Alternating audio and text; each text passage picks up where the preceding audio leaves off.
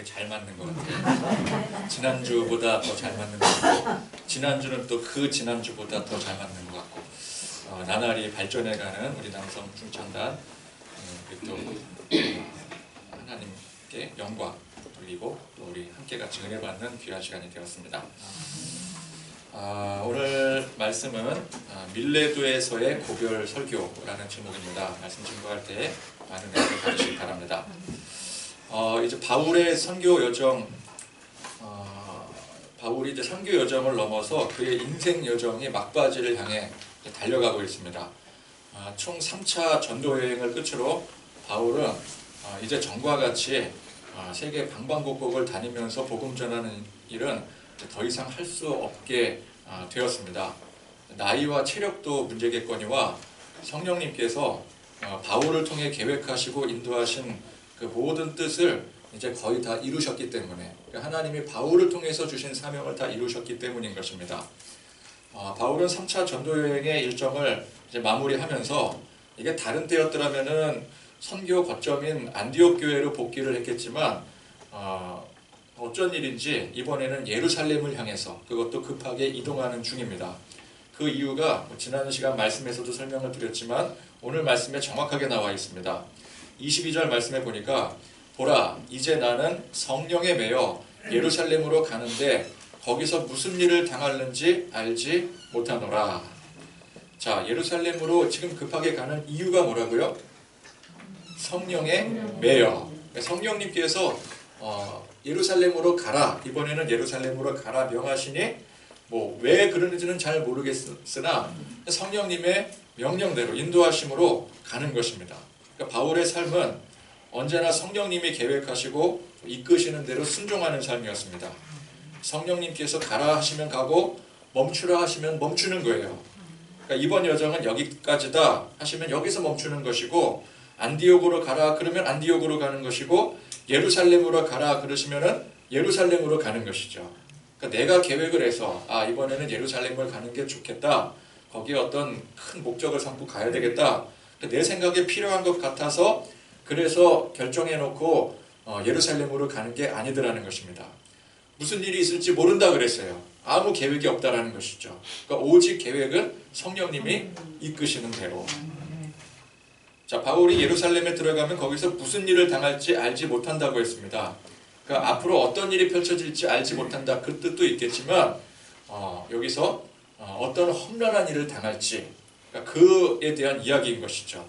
그러니까 지난 시간 말씀했다시피 바울은 유대인들의 적이었습니다. 정통 유대주의자들에게는 변절자였고요, 기독교 유대인들에게는 신뢰할 수 없는 또 이방인이었습니다.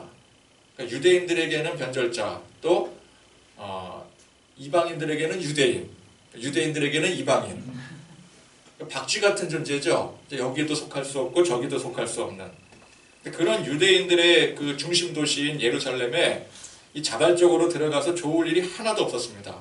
그는 거기서 해를 입을 것을 알았습니다. 충분히 죽을 수 있는 상황이었어요. 결과적으로 볼 때 이제 예루살렘에 들어가서 잡혀 들어가지 않습니까? 공회에 잡혀서 이제 재판에 회부가 되고, 그때 이제 로마 시민권 찬스를 써서 황제에게 상소를 함으로써 로마로 압송되게 됩니다. 원래 이 바울은 로마에서 복음을 전하겠다는 원대한 소망을 가졌던 터였죠. 그러나 그것은 이제 결과적으로 볼 때 그렇게 된 것이고, 지금 시점에서는 바울이 지금 말하는 것처럼 무슨 일을 당할지 모르는 상황이에요. 쥐도새도 모르게 죽임당할 수 있는 거고요. 그동안 여러 지역을 다니면서 얼마나 많은 그 생명의 위협을 당하며 여기까지 왔습니까? 그런데 그 생명의 위협을 당할 수 있는 가장 핵심이 되는 그 도시에 들어가니 목숨 걸고 가야 되는 것입니다. 그러나 그는 그런 생명의 위협까지 감수해 가면서 예루살렘에 들어가려고 했고, 그것도 급하게 서둘러서 여정을 재촉했다는 것이죠. 그러니까 무슨 일을 당하는 것보다 중요한 것이 성령님의 인도하심이었기 때문에 그렇습니다.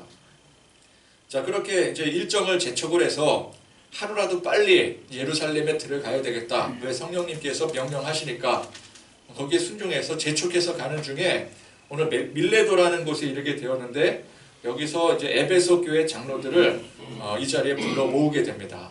그러니까 그 앞서서 이미 이제 전가를 보냈겠죠. 내가 이제 밀레도에 들어가니까 그 일정에 맞춰서 에베소에 있는 장로들이 거기로 와줬으면 좋겠다.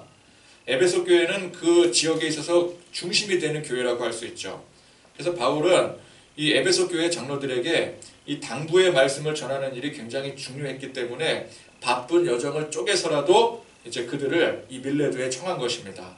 근데 이제 얼마나 바빴는지 중요한 일이라면은 에베소 교회에 들어가서 거기서 이제 말씀을 전해도 될 법한데 에베소에 들르지도 못할 정도로 급한 상황이다 보니까 이 중간 지점에 나도 거기 갈 테니까 당신들도 수고스럽지만 여기로 와 달라. 근데 그 정도로 바쁘다라는 것입니다. 근데 이제 바쁜 와중에서도 그만큼 이 에베소 교회 장로들에게 권면과 당부의 말씀을 전하는 것이 또 중요하다는 뜻이 되겠죠. 그래서 바울의 오늘 이 당부의 말씀은 고별 설교나 다름없습니다. 이제 이후로 바울이 뭐 에베소를 비롯해서 그가 개척하고 복음 전했던 다른 지역들을 다시는 방문할 수 없게 되죠. 그래서 오늘 말씀에서도 보니까 이제 여러분이 다 내 얼굴을 다시 보지 못할 줄 아노라. 본인도 알고 있는 거예요. 내가 이제 마지막이구나. 예루살렘에 들어가면은 내 인생의 내 사역의 종착점에 다다르게 되는구나. 그걸 직감하게 되는 것이죠. 그래서 고별 설교를 하는 것입니다. 자신의 모든 것이 끝을 향해 달려가고 이제 마지막 때라는 사실을 아는 사람의 그 심정이 어떨까요? 굉장히 참 착잡하고 또 복잡하고 뭐라 말로 표현할 수 없을 것 같습니다. 그렇지 않겠습니까? 나 이제 마지막이다. 이게 뭐 사역의 마지막 정도가 아니라 내 인생 마지막이다. 그거를 직감하고 그걸 알고 있는 사람이 그걸 얼마나 그 가슴 안에서 그것을 생각할 때에 그게 착잡하고 복잡하겠습니까?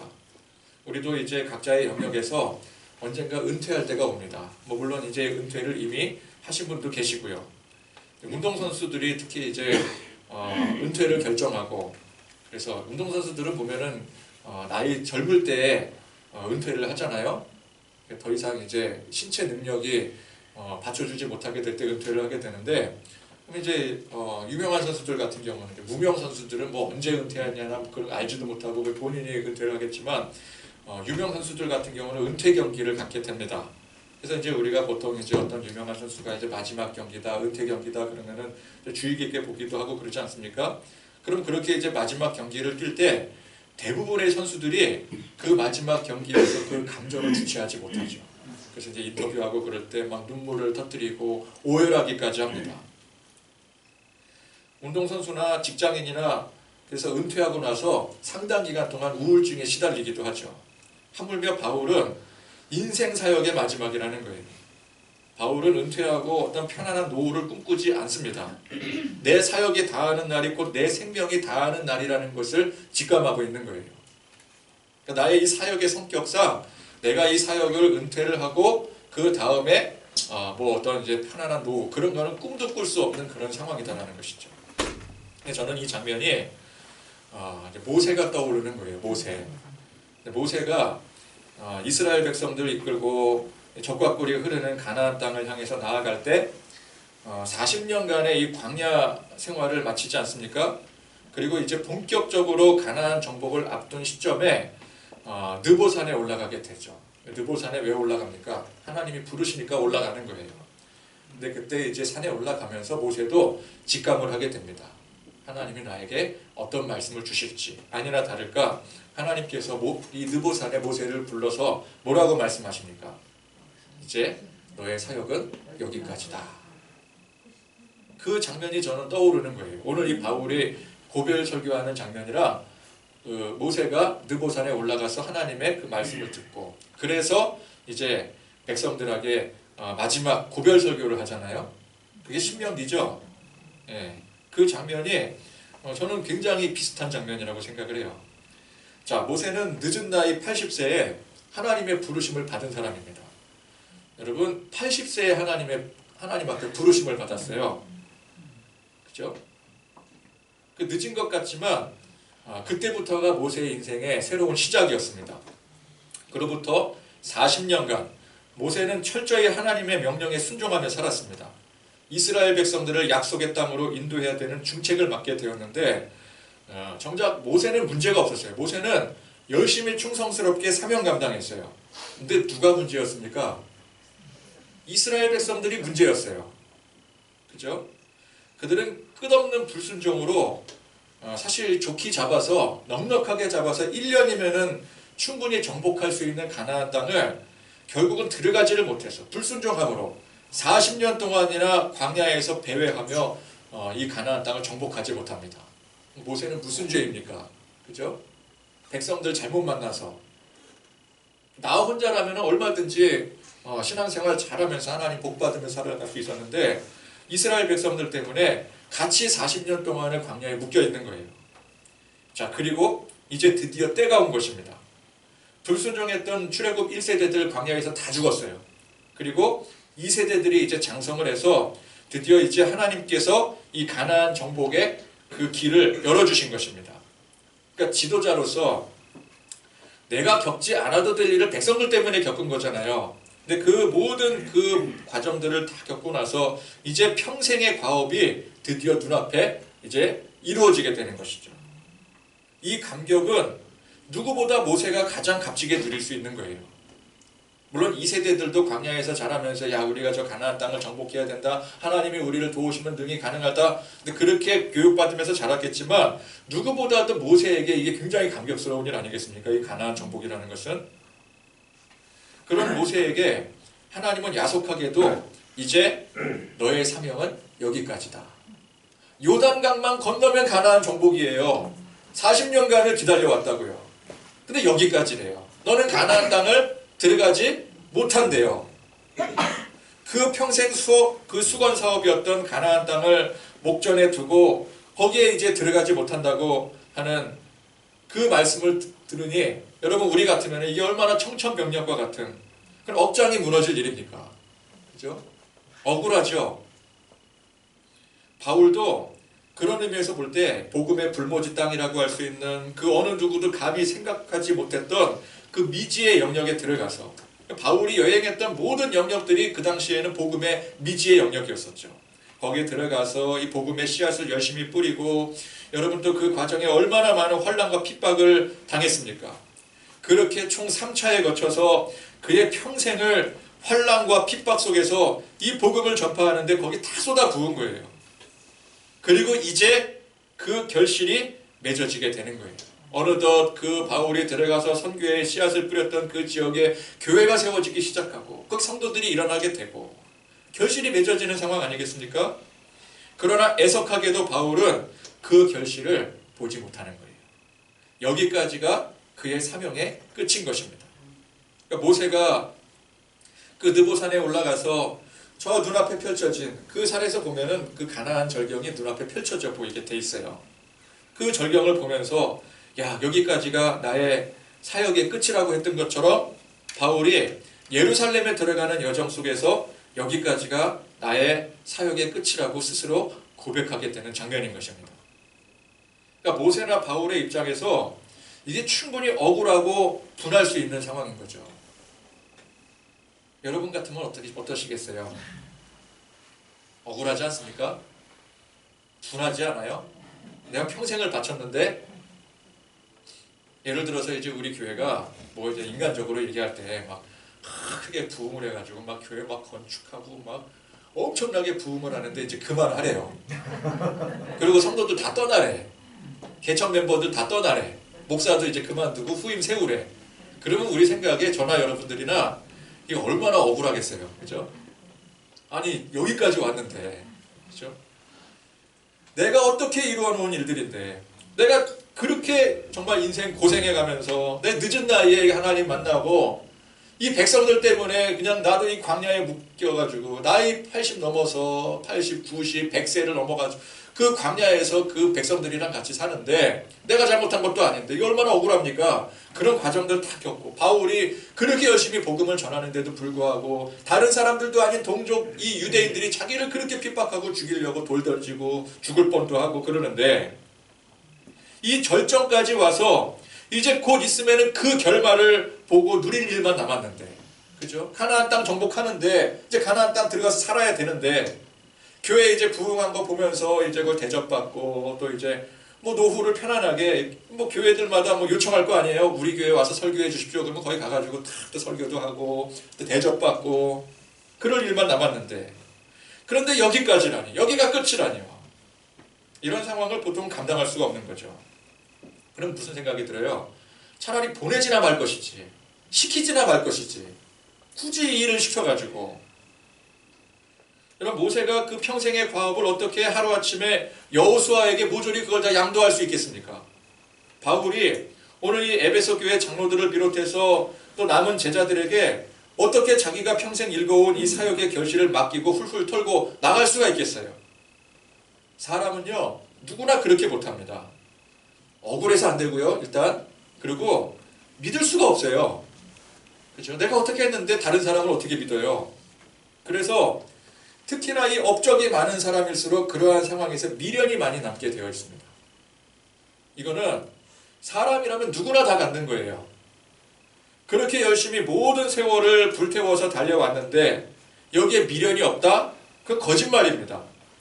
미련이 없다면 그동안 열심히 하지 않은 거예요. 열심히 한 사람은 여기 미련이 남을 수밖에 없어요. 내가 열심히 그만큼 열정을 쏟았기 때문에. 그래서 우리는 종종 그런 자리에서 그 미련을 떨쳐버리지 못해서 놓지 못하고 전전긍긍하는 사람들이나 그런 현상들을 많이 보게 됩니다. 뭐 정치나 뭐 경제나 뭐 사업이라든지 또 기독교 교계에 이르기까지 많은 사람들이 결국은 다 그 자리에 서게 돼 있어요. 자기 사명의 끝을 바라보는 날이 반드시 오게 됩니다. 그죠? 그 내려놔야 되는데, 이제 그만 물러서야 되는데, 그때가 왔는데 그거를 못해서 결국은 추태를 부리게 되는 경우가 얼마나 많습니까? 그게 이슈가 되고 또 문제가 돼서 이전까지 쌓아 올렸던 그 명성에 먹칠을 하게 되고 한순간 공든탑이 무너지는 꼴들을 우리가 많이 보게 되죠. 특히 교계에 그런 일들 많이 보지 않습니까? 지금 시대가 보면은, 지금 세대가 보면은 그 이제 목회자들 그 2세대가 끝이 나는 그런 세대 아니겠습니까? 그러니까 1세대 목회자들이 있었고 2세대 목회자들이 있었고 지금 이제 3세대라고 볼 수가 있는데, 그 2세대의 그 막 정말 유명했던 목사님들이 이제 은퇴하거나 아니면 이제 그 자기 사역을 내려놔야 될 그런 시점에 지금 보면은 공통적으로 다다라 있는 것 같아요. 유명했던 교회, 유명했던 목사님들 지금 다 은퇴하는 시점 아니겠습니까? 그런데 보면은 참 은퇴를 참 기가 막히게 잘하시는 분도 있거니와 그 이전까지는 정말 훌륭했던 목사님이었는데 정말 이 교계를 이끌어 나갈 정말 그런 제목이었는데 은퇴 시점이 되니까 우리가 생각하기에 너무 실망스럽고 어떻게 저렇게 할 수 있을까? 왜 저 미련을 내려놓지 못하고 저러고 있을까? 근데 그런 일들도 우리가 이제 많이 보게 되지 않겠습니까? 우리는 이제 그런 안타까운 모습들을 보면서 저거 왜 저럴까? 왜 저렇게 욕심을 부릴까? 왜 미련을 버리지 못할까? 그러니까 제3자의 입장에서 보면은 그거 미련이거든요. 욕심이거든요. 그래서 우리는 그걸 비난을 하죠.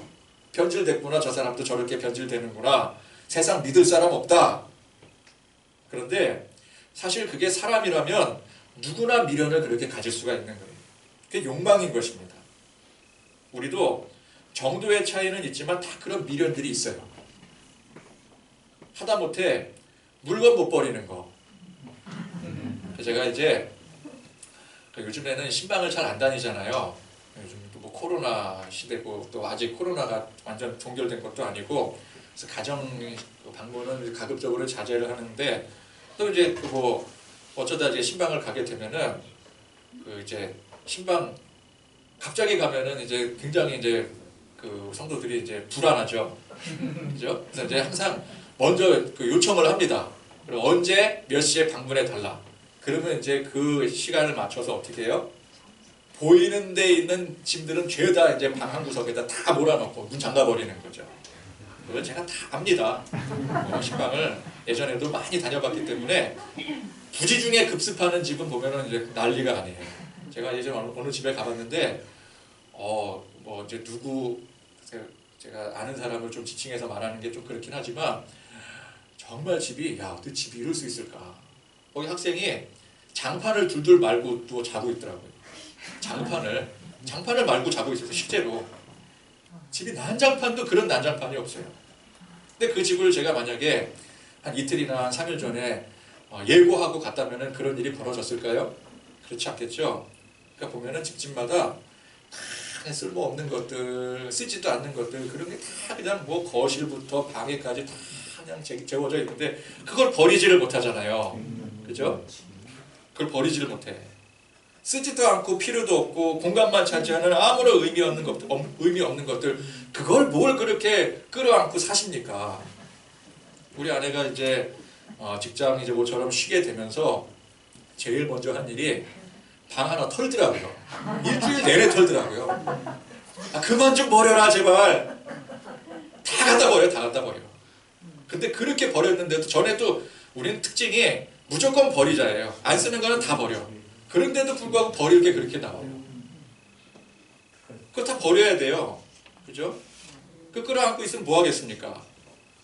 이게 아무것도 아닌 것 같지만 이게 범위를 넓히게 되면은요, 그게 일이 될 수도 있고 내 일이 될 수도 있고 내 사명이 될 수가 있는 거예요. 작은 것을 버리지 못하는 사람이 큰 것을 어떻게 버리겠습니까? 그죠? 내 소유하고 있는 이 물건조차 버리지 못하는 사람이 나중에 내가 이제 어떤 뭐 사역에서 은퇴하게 될 때 그거 버릴 수 있겠어요? 하나님이 버려라 그러시는데 그거 버리겠습니까? 그 미련을 버리지 못하는 거예요. 그러니까 일찍부터 그냥 미련이라는 거는 그냥 그거는 뭐 남김없이 버려야 되겠다. 그 물건부터 버리시기 바랍니다. 거기부터 시작하는 거예요. 그러니까 오늘부터 이제 가셔서 봄철도 됐겠다. 근데 비도 오고 그러면은 이제 또 이제 날씨도 또 개어지고 그러면은 다 버리십시오. 쓸데없는 것들, 뭐 옛날 옷들, 입지도 않는 거 그거 옷장에다 다 박아두고 있으니까 그거 다 버리고, 예. 그렇게 버리는 것부터 이제 시작을 해요. 물건부터 버려야 우리 마음도 버릴 수가 있는 거예요. 그렇죠? 나중에 우리 이제 미련을 버릴 때가 분명히 오게 됩니다. 그럴 때 얼마든지 훌훌 털어버릴 수가 있는 거예요. 자, 사람이라면 누구나 갖는 미련이지만 그렇다고 그게 정당화가 될 수 없습니다. 버려야 될 것은 버려야 되는 것입니다. 거기에 미련을 남겨봤자 아무 쓸데가 없습니다. 여러분, 우리 인생은 무한하지가 않습니다. 우리 각자 영역 안에서 우리는 분명한 한계를 갖게 됩니다. 그 한계에 도달했을 때 또는 다음 사람이 이제 내 자리를 이제 위협한다라고 하기는 좀 그렇고 바톤 터치를 해야 될 때가 오잖아요. 그죠? 내가 아무리 능력을 갖고 있어도 또 다른 사람이 오게 되면 그 자리를 또 양도해야 될 때가 있죠. 그 이양을 해야 될 때 우리는 그것에 대한 미련을 가지면 안 되는 거예요. 기꺼이 버릴 줄도 알아야 되고 양도할 줄도 알아야 되는 것입니다. 모세나 바울이 성령님께서 인도하시는 동안 그 누구와 비교할 수 없을 정도로 열심히 했고요. 대단한 업적을 남기게 되었습니다. 그러나 그게 천년만년 지속되는 것은 아니에요. 한계점이 분명히 오게 되고요. 그럴 때 성령님께서, 하나님께서는 그 일들을 다음 사람, 또 다른 모세, 또 다른 바울에게 맡기시는 거예요. 중요한 것은 모세나 바울이 대단하고 잘해서 업적을 이룬 게 아니라는 것입니다. 사람이 대단해서 그 좋은 엄청난 일을 이룬 게 아니에요. 성령님께서 강권적으로 역사하심으로 이룬 일이라는 것이죠. 사람이 한 일이 아니라 하나님이 하신 일입니다. 그러므로 모세나 바울이 아니더라도 성령님은 언제나 살아 역사하시기 때문에 그 다음 사람, 그 다음 세대를 통해서 역사를 이루어 나가시는 거예요. 그래서 모세는 여호수아에게, 바울은 오늘 에베소 장로들 및 교회 제자들에게 자기 역할을 믿는 마음으로 이양해야 되는 것이죠. 바울이 오늘 고별 설교를 중요하게 여기고 하는 이유가 뭐예요? 이제 나의 모든 사역은 당신들이 이어서 감당해야 됩니다. 이양하는 뜻에서 지금 고별 설교를 하는 거예요. 모세나 바울이 지금까지 이룬 일들을 내가 한 일이라고, 내 것이라고 생각했다면 그 모든 것들, 이룬 모든 것들을 누군가에게 제대로 이양할 수 없을 것이었습니다. 그러니까 모세가 인간적으로 생각할 때 아무리 생각해봐도 여호수아는 너무 젊고 불안해요. 그죠? 내가 이 모든 일을, 이스라엘 백성들을, 진짜 이 백성들을 이끌고 광야 40년을 지나서 지금 여기까지 왔다고 생각을 해보세요. 근데 그 일을 누구에게 맡겨요? 못 맡기죠. 여호수아는 무슨 여호수아입니까? 어떻게 믿어요, 여호수아를? 그죠? 너무 젊어요, 일단. 그리고 자신감이 없어 보여요. 여호수아에서 처음에도 보면은 여호수아가 막 두려워하잖아요. 그죠? 너는 두려워하지 말라 막 이러잖아요. 그러니까 모세가 보기에 얼마나 이 자신감도 없어 보이고, 물론 이제 시키는 일은 잘해. 근데 여러분, 시키는 일을 잘한다고 해서 그게 지도자가 되는 거는 아니잖아요. 그죠? 그러니까 그런저런 거 생각하면은 도저히 못 맡길 것 같아요. 그럼 어떻게 생각을 해요? 내가 좀 더 해야 되겠다. 더 해야 되겠다. 어쩔 수 없다. 그럼 주변에서 그러죠. 빨리 내려오세요. 뭐하고 계세요? 그럼 뭐라 그래요?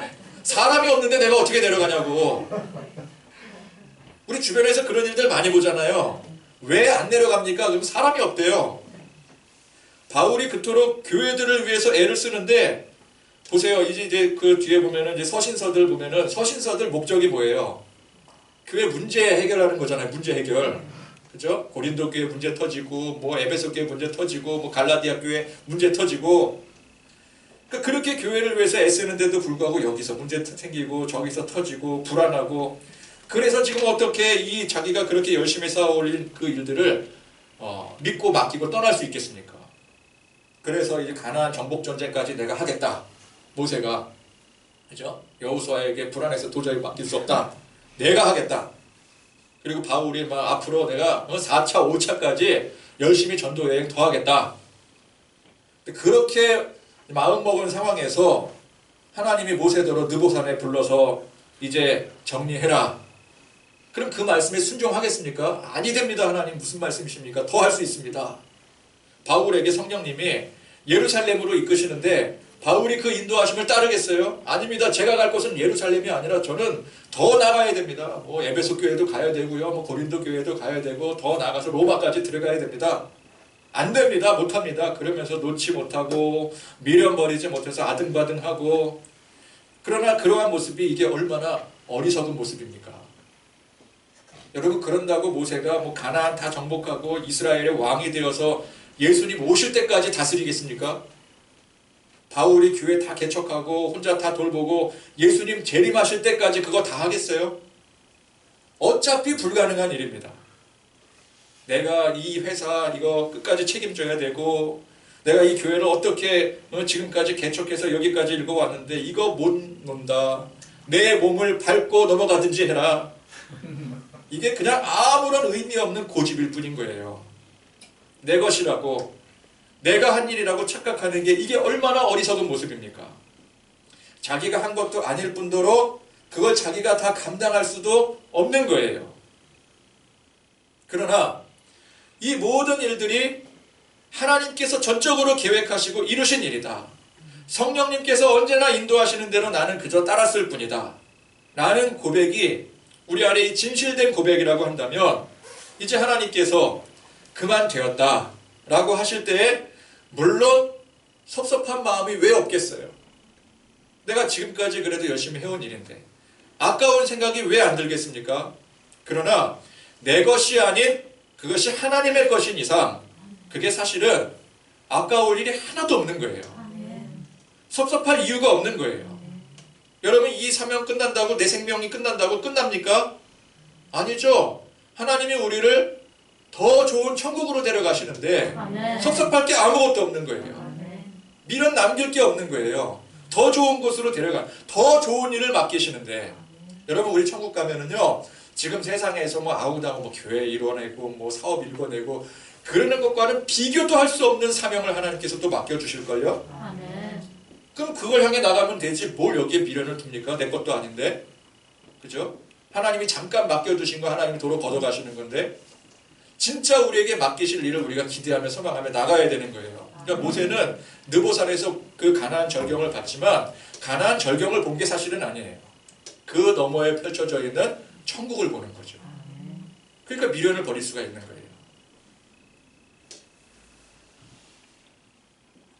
그러니까 하나도 아까울 일이 없고 섭섭할 이유가 없어요. 언젠가는 끝날 때가 옵니다. 우리 세상에서의 삶, 세상에서의 사명은 언젠가는 끝날 때가 와요. 그게 언제 오느냐의 차이일 뿐인 것이죠. 하나님께서 전적으로 계획하시고 인도하심을 믿으니까 하나님께서 나 같은 부족한 사람도 이렇게 들어서 사용하셨는데 나 아닌 그 어느 누구라도 얼마든지 믿고 맡길 수가 있는 거예요. 여러분, 모세를 보십시오. 나이 80이 될 때까지 그는 하나님을 아예 잊고 살았었습니다. 처음 하나님이 부르셨을 때도 가관이었어요.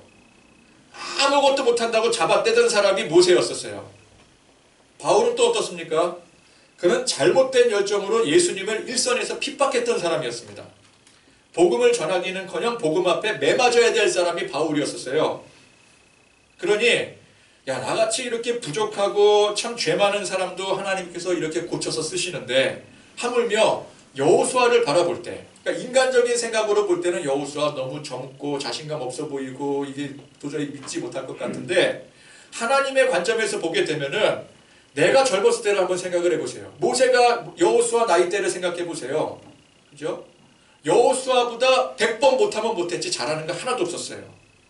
그러니까 모세가 그 나이대를 생각하면은 이 여호수아가 훨씬 훌륭한 사람이지.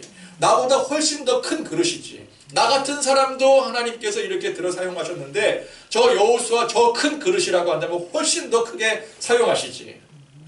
바울이 에베소 장로들이나 제자들 바라보면은 나라는 근본이 다른 사람이지라고 생각할 수밖에 없는 거예요. 자기는 근본이 어땠어요? 예수님 핍박했던 사람이었어요. 근데 이 에베소 장로들이나 제자들은 어떤 사람이에요? 바울을 쫓아서 열심히 신앙생활하고 복음 증거하는 사람들이잖아요. 나 같은 이 죄인도 쓰임받았는데 하물며 이런 신실한 사람들이라면 더 크게 쓰임받지. 그렇게 생각해야 되는 거예요. 그래서 모세가 느보산에서 저 가나안 땅 바라보면서 억울했을까요? 분노했을까요? 조금은 섭섭한 마음이 들 수 있었겠지만 이내 그 섭섭한 마음 지우고 여기까지 인도해 오신 하나님 앞에 감사하는 거예요.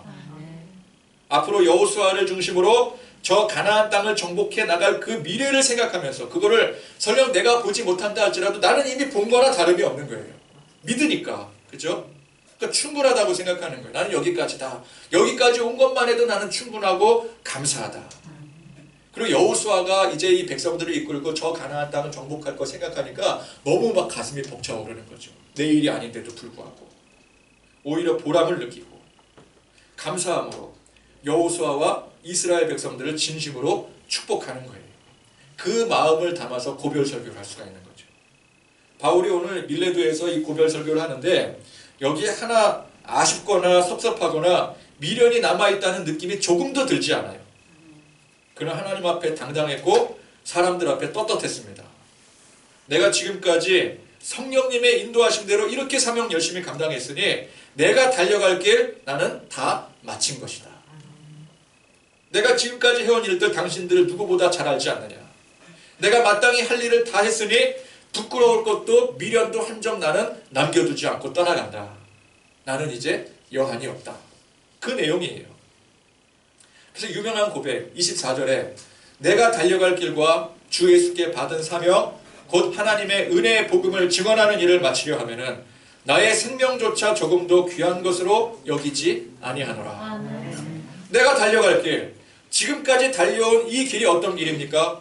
세상에서 잘되고 성공하고 업적 세우고 그런 인생이 아니라 주 예수께 사명받은 사명자의 인생이었더라는 거예요. 내 인생은 사명자의 인생이었다. 이 사명이 뭐예요? 복음의 사명. 세상 그 무엇과도 비교할 수 없는 생명의 복음인 것입니다. 이제 그 사명을 마치는 때가 오더라도 나는 생명의 위협 속에서도 눈 하나 꿈쩍하지 않을 것이다. 내게 주신 이 사명이 내 생명보다 귀한 것이기 때문에 내 생명에 다해도 나는 상관이 없다. 나는 이미 다 감당했기 때문에. 이 고백에 그 어떤 미련도 어떤 욕심도 그 어떠한 억울함도 엿볼 수가 없는 거죠. 모세나 바울은 그들 사역의 막바지에 이르렀을 때 기꺼이 자기가 그동안 해왔던 모든 것들을 다 내려놓고 다음 사람들에게 믿고 맡길 수가 있었어요. 사람을 믿은 게 아니라 하나님을 믿은 거죠. 오늘 이 바울의 고백이 여러분 우리 인생 마지막 때 가서야 하는 고백이 아닌 것입니다. 매 순간 우리는 이 바울의 고백대로 그 믿음대로 살아야 되는 것입니다. 누구보다 열정적으로 주님의 사명을 감당했던 바울처럼 우리도 매 순간 우리에게 주어진 삶에 최선을 다해서 열정을 다해서 삶을 살아가고 또한 하나님께서 우리에게 맡겨주신 사명을 감당해야 될 것입니다. 여러분 우리가 누구에게 평가를 받겠습니까? 사람에게 평가받는 게 아니에요. 남을 의식할 필요가 없어요. 맨날 내가 어떻게 다른 사람에게 잘 보일까, 좋은 모습으로 평가받을 수 있을까, 그거 의식하고 신경 쓸 것 없이 나 자신에게 항상 되물어야 되는 거예요. 스스로에게 되물어야 되는 거예요. 나는 지금 현재 하나님께서 내게 주신 사명을 오늘 바울이 고백했던 것처럼 나의 생명조차 조금 더 귀한 것으로 여기지 않을 정도로 열심히 감당하고 살고 있는가.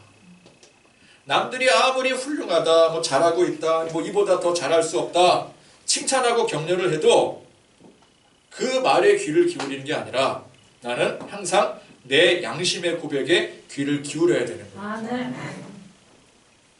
쉰들러 리스트라는 영화에서 그 독일인 사업가 쉰들러가 유태인들을 최선을 다해서 구해냅니다. 그죠?